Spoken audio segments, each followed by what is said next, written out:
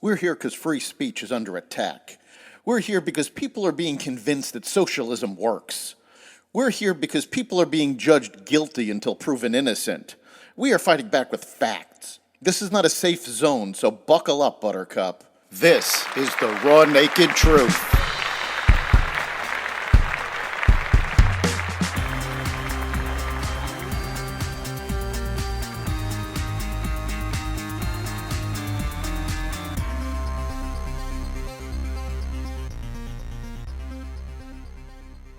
Biden says we're going to war. Tech giants slap down over censorship and more. Welcome to the Raw Naked Truth. I'm your host, Eric Lopkin, and here's the news you need to know. The Department of Justice asked an appeals court to allow the FBI to regain access to roughly 100 documents taken from former President Donald Trump's Florida mansion, but did not seek to block the appointment of a so-called special master or third-party individual to review other materials. In its filing, the Justice Department requested that the appeals court refrain from submitting the 100-some classified documents to the outside arbiter, but still agreed to hand over thousands of other materials.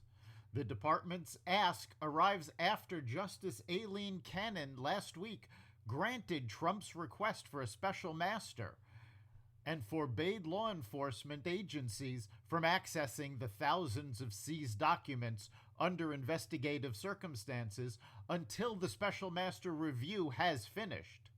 A special master is an impartial attorney to oversee the evidence. The only reason to oppose a special master, even for only a few documents, is if you plan on breaking the law or have a political agenda.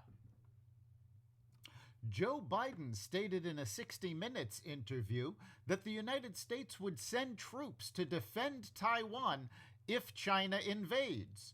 The White House has walked back the statement, although this is the fourth time Biden has made such a claim. China on Monday reacted angrily to the statement. China's foreign ministry said Biden's remarks severely violate Washington's policy of formally recognizing Beijing as the sole government of China. China considers Taiwan to be a breakaway province. We are willing to do our best to strive for peaceful reunification, Chinese Foreign Minister spokesperson Mao Ning said. At the same time, we will not tolerate any activities aimed at secession. Tensions between China and the U.S. over Taiwan have escalated recently following House Speaker Nancy Pelosi's visit to the self-governing Democratic Island. The United States and Taiwan have strong economic ties which would be endangered by a Chinese invasion. A federal appeals court in New Orleans has ruled in favor of a Texas law that seeks to rein in the power of social media companies like Facebook and Twitter to censor free speech. The decision by the Fifth U.S. Circuit Court of Appeals in New Orleans, handed down on September 16th, upholds the constitutionality of a Texas law signed by Governor Greg Abbott last year and delivers a victory to Republicans in their fight against big tech censorship of conservative viewpoints. Today, we reject the idea that corporations have a freewheeling First Amendment right to censor what people say, U.S. Circuit Court Judge Andrew Oldman wrote in the opinion. Transportation company FedEx this week warned of an impending global recession, as predicted by the declining global demand for packages. The company's shares dropped 21% on Friday, notably after it estimated a $500 million revenue shortfall thanks to a slowing economy.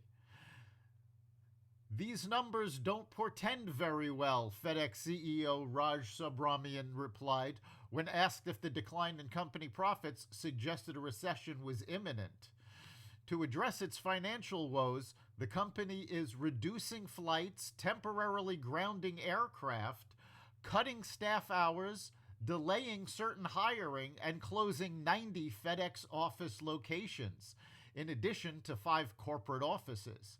It will also cut $500 million from its capital expenditures budget for its fiscal year, which lasts through May 2023. FedEx's announcement is hardly the only indication of recession, as GDP has fallen into negative territory for the last 2 quarters, which is the technical definition that we are already in a recession. That's the raw naked truth.